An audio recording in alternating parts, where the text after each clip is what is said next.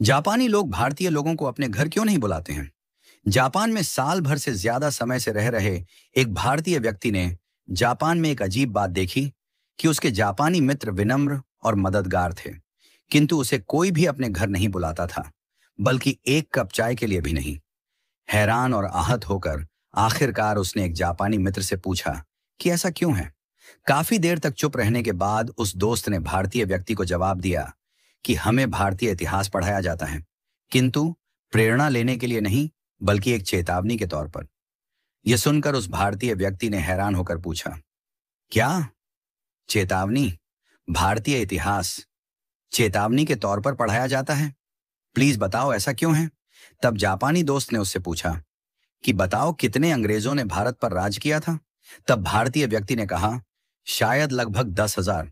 जापानी व्यक्ति ने गंभीरता से सिर हिलाया और पूछा, उस समय भारत में 30 करोड़ से ज्यादा भारतीय रहते थे, है ना?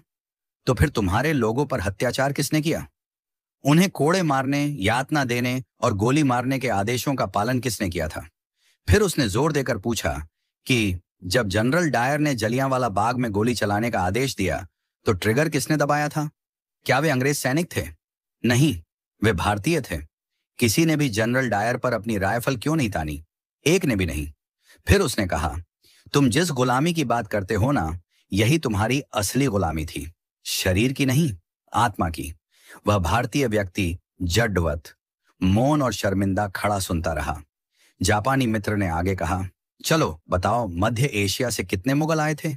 शायद कुछ हजार, और फिर भी उन्होंने सदियों तक तुम पर राज किया।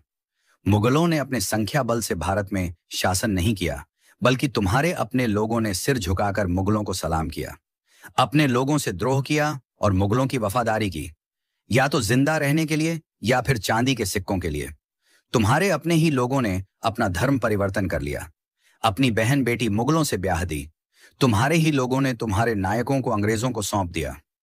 बताओ चंद्रशेखर आजाद के साथ विश्वासघात किसने किया था? वे अल्फ्रेड पार्क में छुपे हैं। यह खबर अंग्रेजों को किसने दी थी? भगत सिंह को, उस समय के बड़े राजनेता जो अंग्रेजों से अपनी बातें मनवा सकते थे। उनकी अनुमति के बिना फांसी पर चढ़ाना आसान था क्या? जो कि खुद को देशभक्त कहते थे। तुम भारतीयों को विदेशी दुश्मनों की जरूरत नहीं है। तुम्हारे ही लोग सत्ता, पद और निजी लाभ के लिए बार बार तुम्हें धोखा देते हैं। इसलिए हम भारतीयों से दूरी बनाकर रखते हैं। जब अंग्रेज हांगकांग और सिंगापुर आए थे, तो एक भी स्थानीय व्यक्ति उनकी सेना में शामिल नहीं हुआ। लेकिन भारत में तुम सिर्फ दुश्मनों की सेना में ही शामिल नहीं हुए, बल्कि तुमने उनकी सेवा की, उनकी पूजा की, उन्हें खुश करने के लिए अपने ही लोगों को मार डाला। यही नहीं, तुम भारतीय तो आज भी नहीं बदले हो। तुमने इतिहास से कोई सबक नहीं लिया है। आज भी थोड़ी सी मुफ्त की बिजली, एक बोतल शराब, एक कंबल दे दो, और तुम्हारा वोट, तुम्हारा जमीर, तुम्हारी आवाज, सब बिना सोचे समझे तुम बेच देते हो। तुम्हारी वफादारी तुम्हारे देश के साथ नहीं, बल्कि तुम्हारे पेट के साथ है। तुम नारे लगाते हो, तुम विरोध प्रदर्शन करते हो, लेकिन जब देश को तुम्हारे बलिदान की जरूरत पड़ती है, तब तुम कहां होते हो?